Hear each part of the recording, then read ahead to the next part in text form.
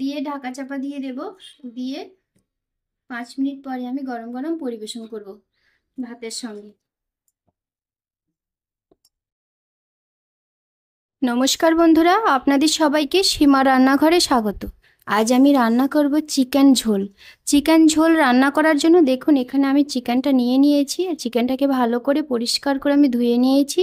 তো এই চিকেন ঝোলটা আমি কি করে রান্না করছি আর কি কি উপকরণ আমি এতে ব্যবহার করছি, আপনারা আমার সঙ্গে থেকে পুরো ভিডিওটা দেখে জেনে নিন।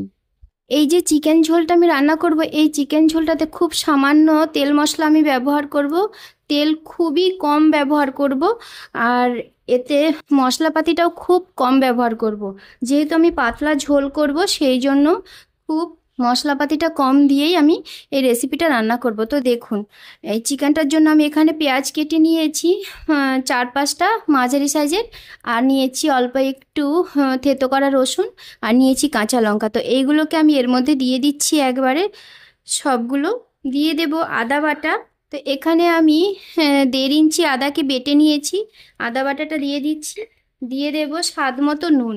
তো এখানে আমি 2 চামচের থেকেও বেশি নুন দিয়েছি, মানে 2.5 চামচের মতো নুন দিয়েছি। আর দিয়ে দেব ঝাল লঙ্কার গুঁড়ো 1.5 চামচ। দিয়ে দেব জিরের গুঁড়ো। এখানে আমি 1 চামচ পরিমাণ জিরের গুঁড়ো দিয়ে দিচ্ছি। দিয়ে দেব পরিমাণ মতো হলুদের গুঁড়ো। তো আমি হলুদের গুঁড়োটাও দিয়ে দিয়েছি। আর দিয়ে দেব সাদা তেল। তো এখানে দেখুন 2 চামচ পরিমাণ আমি সাদা তেল নিয়েছি। এই তেলটাই আমি এই চিকেনটার মধ্যে দিয়ে দিচ্ছি। আর দিয়ে দিচ্ছি কালারের জন্য কাশ্মীরি লঙ্কার গুঁড়ো। এই সমস্ত উপকরণগুলো আমি দিয়ে দিয়েছি। এখন আমি চিকেনটাকে খুব ভালো করে মেখে নেব। পেঁয়াজগুলোকে হাত দিয়ে এইভাবে একটু ভেঙে নিতে হবে। দিয়ে তারপরে সুন্দর করে চিকেনটাকে ভালো করে মেখে নিতে হবে। তো এইভাবে চিকেনটাকে ভালো করে হাত দিয়ে মেখে রেস্টে রেখে দেব আমি প্রায় আধ ঘন্টার মতো। তো দেখুন এখানে আমি কিন্তু খুব মশলাগুলো কম ব্যবহার করেছি, তেল একদমই কম ব্যবহার করেছি। এই সামান্য তেল দিয়েই কিন্তু আমি এই পুরো চিকেনটা রান্না করব। খুব ভালো করে কিন্তু মেখে নিতে হবে চিকেনটাকে এই মশলাগুলো দিয়ে। তো দেখুন চিকেনটা আমি সুন্দরভাবে মেখে নিয়েছি। এখন এটাকে আধা ঘন্টার মতো রেস্টে রেখে দেব। দেখুন 30 মিনিট পরে আমি চিকেনটা রান্না করার জন্য নিয়ে এসেছি। উনুনে কড়াই বসিয়ে দিয়েছি আর কড়াইটা গরম হয়ে গেছে। কড়াইয়ের মধ্যে এখন আমি দিয়ে দেবো সামান্য একটু তেল। এখন তেলটা দিয়ে দিচ্ছি। এখানে 2 চামচ পরিমাণ তেল দিয়েছি আমি। তেলটা গরম হয়ে গেছে। তেলের মধ্যে আমি দিয়ে দেব তেজপাতা। আর দিয়ে দেব গোটা জিরে। জিরে আর তেজপাতাটা হয়ে গেছে। এখন আমি এর মধ্যে দিয়ে দেব চিকেনটাকে।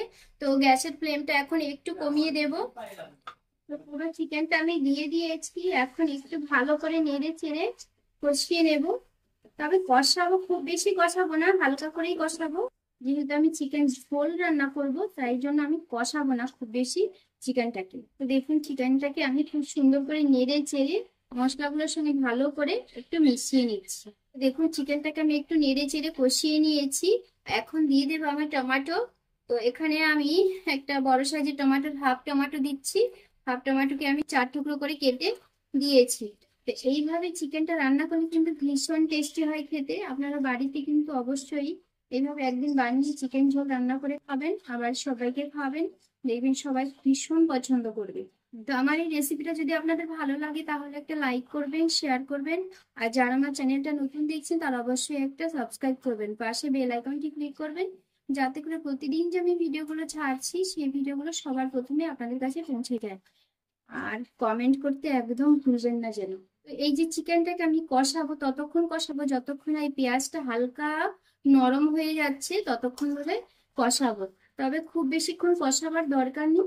অল্প একটু কষালে কিন্তু পেঁয়াজটা হালকা নরম হয়ে যাবে, তাতেই কিন্তু আমাদের হয়ে যাবে। এখন চিকেনটা থেকে কিন্তু অনেকটা জল ছেড়ে দিয়েছে। এই জলটা দিয়ে আমি হালকা করে একটু কষিয়ে নেব, আর বেশি কষাবো না। দেখুন কত সুন্দর জল ছেড়ে দিয়েছি। আর পেঁয়াজটাও কিন্তু খুব সুন্দর নরম হয়ে গেছে।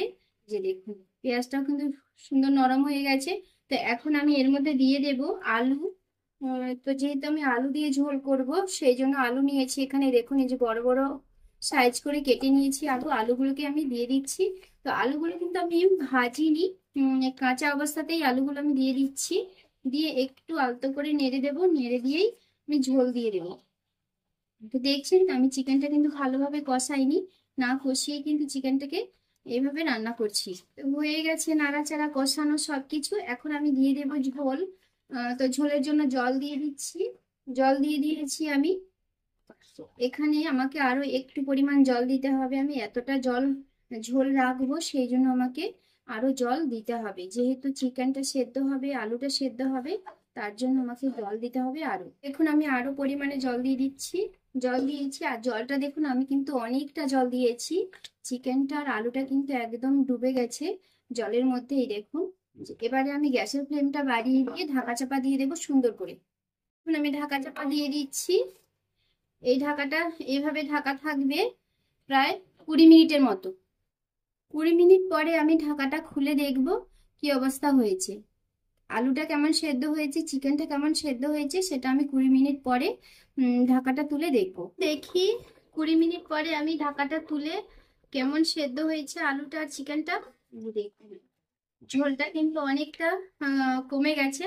আর দেখুন চিকেনটাও কিন্তু খুব সুন্দরভাবে সেদ্ধ হয়ে গেছে, আলুটাও নিশ্চয়ই সেদ্ধ হয়ে গেছে। একটু দেখিয়ে দিই আপনাদের, দেখুন কত সুন্দর আলুটা সেদ্ধ হয়ে গেছে, আর চিকেনটাও কিন্তু খুব সুন্দর নরম হয়ে সেদ্ধ হয়ে গেছে, দেখছেন? তো এইভাবে যদি চিকেন রান্না করা হয় স্বাস্থ্যের পক্ষে কিন্তু ভীষণ ভালো, যেহেতু আমি খুব একটা তেল মশলা ব্যবহার করিনি।